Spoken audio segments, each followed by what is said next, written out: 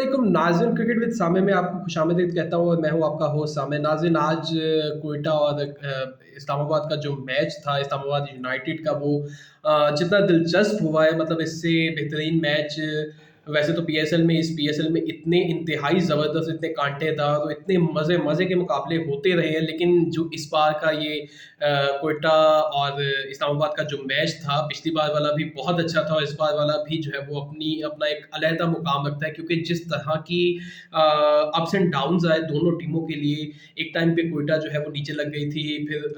बीच में नवाज की और ज़ातन की पार्टनरशिप लगी, फिर उमर अकमल ने आकर जिस तरह के 300 प्लस स्ट्राइक रेट के साथ बैटिंग की और मतलब अमेजिंग एक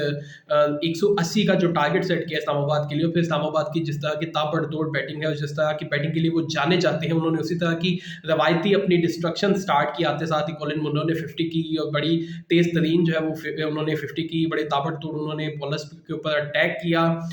और फिर उसके बाद वो आउट हो गए और यके बाद दीगरे 2 विकेटें गिर गईं और उसके बाद फिर एक ऐसी पार्टनरशिप की ज़रूरत थी, क्योंकि उनका जो इस्लामाबाद का स्कोर था, वो ऑलमोस्ट बराबर हो चुका था। बॉल्स और स्कोर्स जो है वो एक-दूसरे के बराबर था, रन ऑफ बॉल चाहिए था उन्हें, लेकिन उनके पास विकेट्स की जो थी वो कमी थी और स्कोर तकरीबन उन्हें 90 के करीब चाहिए था। तो वहाँ पर आज़म खान का जो रोल था वो बड़ा क्रूशियल था। आज़म खान ने अपनी जो एक डिफरेंट लीग उन्होंने सेट की है इस पीएसएल के अंदर, जो अपना इस साल उन्होंने all over the world leagues खेलकर और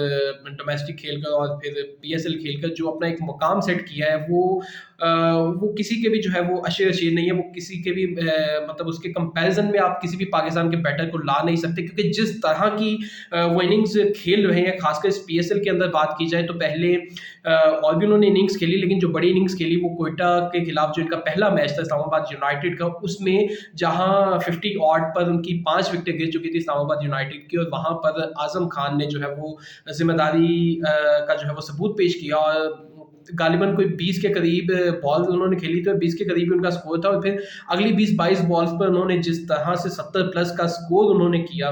मतलब डेट वाज कमेंडेबल। और इस तरह की इनिंग्स और फिर अपनी टीम को 50 स्कोर पे उनकी 5 विकेट्स थी और 6 विकेट के नुकसान पर उन्होंने अपनी टीम के स्कोर को जो है वो 220 तक पहुंचा दिया। 221 का जो है वो क्वेटा को टारगेट दिया, जो कि क्वेटा नहीं चीज कर सकी। और उसमें जिस तरह की उन्होंने बैटिंग की और जिस तरह का अमेजिंग उन्होंने जो है वो अपना कैलिबर दिखाया कि मैं किस लेवल का प्लेयर हूँ, इस तरह का यकीनी तौर पर पाकिस्तान के अंदर कोई ऐसा बैट्समैन नहीं है कि अगर आप जिसके साथ आजम खान का कंपैरिजन करें, आजम खान का कोई कंपैरिजन नहीं है किसी पाकिस्तानी बैटर के साथ, क्योंकि जिस तरह की वो मैच्योर भी इनिंग्स खेलते हैं, वो रुककर भी खेलते हैं, वो हर तरह के बॉलर्स को खेलते हैं, हर एरिया में खेलते हैं, और फिर जिस तरह की वो डिस्ट्रक्शन करते हैं, जिस तरह की डिस्ट्रक्टिव बैटिंग, जिस तरह की amazing shots with so much ease वो जो है वो खेलते हैं, वो मतलब सिंपली अमेजिंग। आप जो है वो कोई भी बैट्समैन उनके कंपैरिजन में पाकिस्तान का रख ही नहीं सकते। और फिर आजम खान ने उसके बाद फिर वो अपनी एक जो डिफरेंट लीग सेट कर रहे हैं, जो अपना एक वो बना रहे हैं कि मैं इस कैलिबर का प्लेयर हूँ, मुझसे मेरे ऊपर जो क्रिटिसिज्म किया गया वो बेबुनियाद था और मैं जिस तरह का प्लेयर हूँ, मेरे ऊपर जो अभी भी एलिगेशंस लग रही हैं, वो उनको जो है वो उन्होंने जस्टिफाई किया कि मैं इस लेवल का प्लेयर नहीं हूँ जो मुझे आप लोग साबित करना चाह रहे हैं। मैं उस लेवल का प्लेयर हूँ जो मेरे अंदर कैपेबिलिटी है, जो मेरे अंदर स्किल है, उसका वो सबूत इस पीएसएल के अंदर दे रहे हैं। इस्लामाबाद का जो कराची के खिलाफ मैच था, उसमें आजम खान ने जो 74 रन्स किए और उसमें जो है वो बड़ी अहम किरदार अदा किया। उन्हें मैन ऑफ द मैच भी मिला। उसमें इमाद वसीम ने जो है वो 92 नॉट आउट किया था, लेकिन आजम खान के जो 74 नॉट आउट थे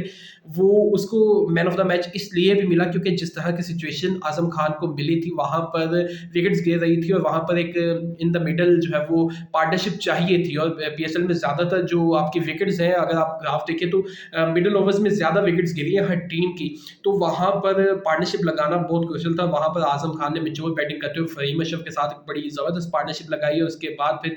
वो बैटिंग करते हुए अपनी टीम को जो है वो किनारे पार लेकर जीत दिलवाई। और वहाँ पर उनकी जो बैटिंग थी उसको जो है वो लोगों ने कहा कि यार ये एक डिफरेंट आजम खान है, जो 97 उन्होंने किया था कोटा के खिलाफ उससे, क्योंकि वहाँ पर एक सिचुएशन डिफरेंट थी, यहाँ पर एक सिचुएशन डिफरेंट थी और दोनों अपनी जगह पर डिफिकल्ट थी और दोनों सिचुएशंस में जो है वो आजम खान ने अमेजिंग बैटिंग की। और फिर उसके बाद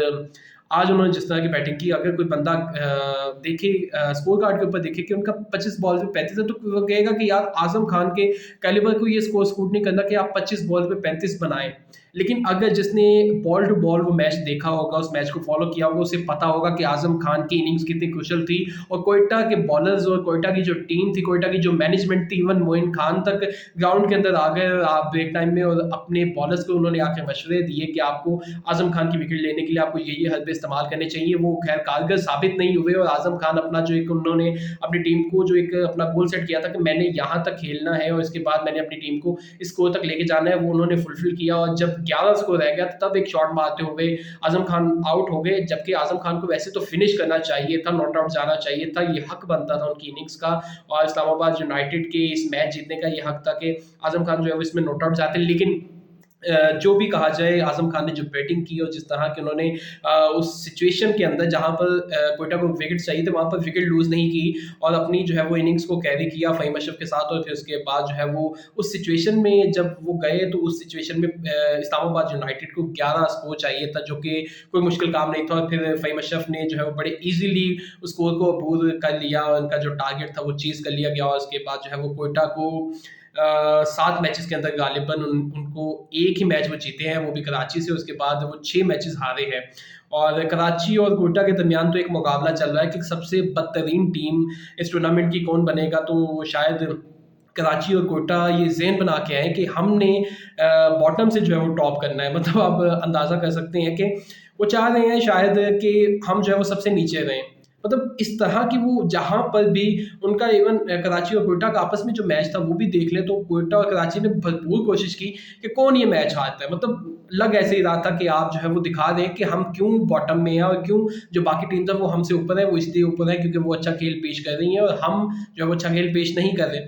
पेशावर का भी अगर देखा जाए तो तकरीबन 19-20 का ही फ़र्क होगा। पेशावर कहीं पे उन्हें बेनिफिट रहा कि वो अच्छी कहीं पे किसी एक आधे प्लेयर की परफॉर्मेंस आ गई और वो मैच जीत गए कराची से। अपने वो दोनों मैचेस जीते और दोनों मैचेस में एक जगह पे हसीबुल्ला ने और पवन ने दूसरे मैच में जो कराची के खिलाफ दूसरा मैच था वहाँ पर परफॉर्मेंस दी और पहले मैच में जो उनका कराची का और पेशावर का पहला मैच था और दोनों का इस पीएसएल का भी पहला मैच था, उसमें जब ऊपर से 2 विकेट्स गिर गई थी साइम अयूब और हारिस की जल्दी ही, तो उसके बाद बाबर और कैटमोर की जो पार्टनरशिप लगी उसमें कैटमोर ने जो 92 स्कोर किया वो मतलब वो ये ऐसी 2 ये इनिंग्स थी कि जिनकी बदौलत जो है वो पेशावर ज़ल्मी एक अच्छा टोटल सेट करके जो है वो कराची को हराने में कामयाब हुआ। नहीं तो पेशावर ज़ल्मी का भी हालात जो है वो इन दोनों टीमों से कुछ मुख्तलिफ नहीं है। बस ये फ़र्क इतना है कि पेशावर ज़ल्मी के पास जो प्लेयर्स हैं वो ज़रा यंग प्लेयर्स हैं, उन्होंने नए प्लेयर्स को जो है वो इंट्रोड्यूस करवाया, जबकि कोयटा और कराची ने जो है वो 30 साल से ऊपर के प्लेयर्स को इंट्रोड्यूस करवाया। उन्होंने चाहे वो फॉरेन प्लेयर्स दिए चाहे वो अपने लोकल प्लेयर्स दिए, उन्होंने कोई ऐसा अमेजिंग टैलेंट या कोई इमर्जिंग में भी कोई अच्छे ऐसे लड़के नहीं लिए जो कि परफॉर्मेंस जिनकी जो है वो उनका शाखसाना हो। उन्होंने ऐसे प्लेयर्स लिए कि जिनका नाम शायद किसी वक्त में अच्छा रहा होगा लेकिन उनकी परफॉर्मेंसेज जो है या टीम के लिए उनका जो एक किरदार है वो कोई इतना अहम नज़र नहीं आ रहा। और एक बहुत बड़ी वजह इन तीनों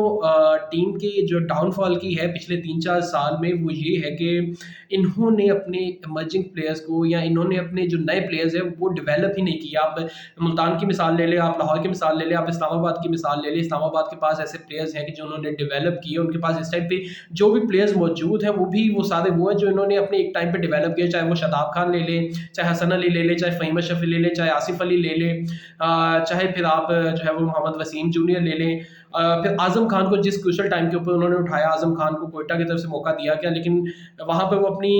जो एबिलिटीज़ थी उनको जस्टिफाई नहीं कर पा रहे थे। उनके ऊपर एक क्रिटिसिज्म आ रहा था कि जी ये अपने बाप की बदौलत जो है वो टीम के अंदर आए हैं। उसके बाद फिर इस्लामाबाद ने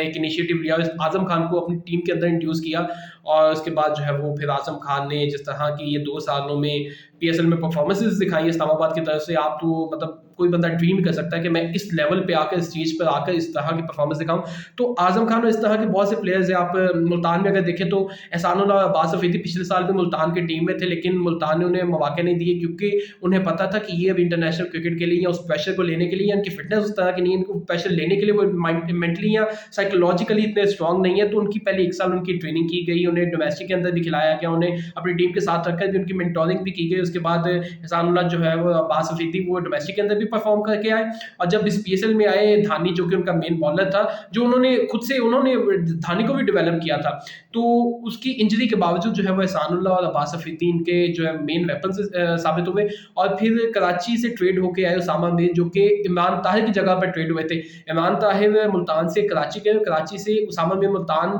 आए, और उसामा मीर की कराची में परफॉर्मेंस नहीं थी लेकिन मुल्तान आके परफॉर्मेंस होगी, और इमरान ताहिर की मुल्तान में परफॉर्मेंसेज थी लेकिन कराची जाकर उनकी परफॉर्मेंसेज जो है वो नहीं आई। तो इससे आपको माइंडसेट का, इससे आपको जो टीम्स हैं उनकी मैनेजमेंट की जो एक मेंटेलिटी है उसका पता चलेगा कि कौन सी टीम्स हैं जो अपने प्लेयर्स को डेवलप करती हैं, उसके बाद उनका बेनिफिट्स लेती हैं, और कौन सी ऐसी टीम्स हैं जो बड़े नाम तो इंडक्ट कर लेती हैं टीमों में, लेकिन उनकी जो परफॉर्मेंसेज है वो उस तरह से नज़र नहीं आती, क्योंकि उनके पास बहुत अपना एक जो है वो टाइम नहीं होता अपने स्किल्स दिखाने के लिए, क्योंकि वो अपना जो एक पीक का टाइम था वो गुजार चुके हैं। अगर आप यंग प्लेयर्स के ऊपर इन्वेस्ट करेंगे तो आपको उसका अल्टीमेटली उसका रिजल्ट भी मिलेगा, जो कि इस वक्त लाहौर को, मुल्तान को, इस्लामाबाद को मिल रहा है। जिस तरह का टैलेंट तो लाहौर लेके आ रहा है, वो तो एक बिल्कुल रॉ टैलेंट को लेके आता है, उसे बहुत बड़ा स्टार बना लेता है। आप हारिस रऊफ की मिसाल देख लें, आप सलमान निशात की मिसाल देख लें, आप दिलबर हुसैन देख लें।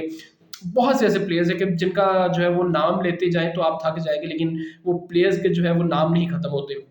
तो ये सारी एक वजह है कि क्यों ये 2-3 जो इस वक्त टेबल के ऊपर जो है वो टॉप पेयर टीमें ये क्यों अच्छा परफॉर्म करती आ रही पिछले 3-4 साल से, और क्यों जो बाकी की 3 टीमें हैं वो क्यों अच्छा परफॉर्म नहीं कर रही। उसकी मेजर वजह ये है कि इनकी जो मैनेजमेंट है वो इस चीज़ को सोचते हैं कि हमने अपने प्लेयर्स, अपने यंगस्टर्स को डेवलप करना है, जबकि कराची, कोयटा और पेशावर अनफॉर्चुनेटली वो ये उनकी ये मेंटालिटी है ही नहीं कि हम अपने यंग प्लेयर्स को जो है वो डेवलप करें या उनको एक सिस्टम से गुजार के टीम के अंदर लेके आए, ताकि जब वो एक बड़े लेवल पे आए तो वो अपनी जो उनके स्किल्स हैं, अपनी जो एबिलिटीज़ हैं उनको जस्टिफाई कर सके, उनको उनका बेटर डिस्प्ले कर सके इंटरनेशनल क्रिकेट, इंटरनेशनल प्लेटफॉर्म के ऊपर। तो नाज़रीन, ये सारी वीडियो थी जो आपके साथ शेयर करनी थी। आज़म खान की जो एक अमेजिंग उनकी जो परफॉर्मेंस थी वो आपके साथ शेयर करनी थी, उसके मुतालिक जो है वो बात करना ज़रूरी था। तो वो ये सारा हाल अहवाल और सब जो है वो PSL का एक भरपूर जायज़ा लिया गया, टीम्स का जो है उनकी स्ट्रेंथ्स का। और मुझे दीजिए इजाज़त, अल्लाह हाफ़िज़।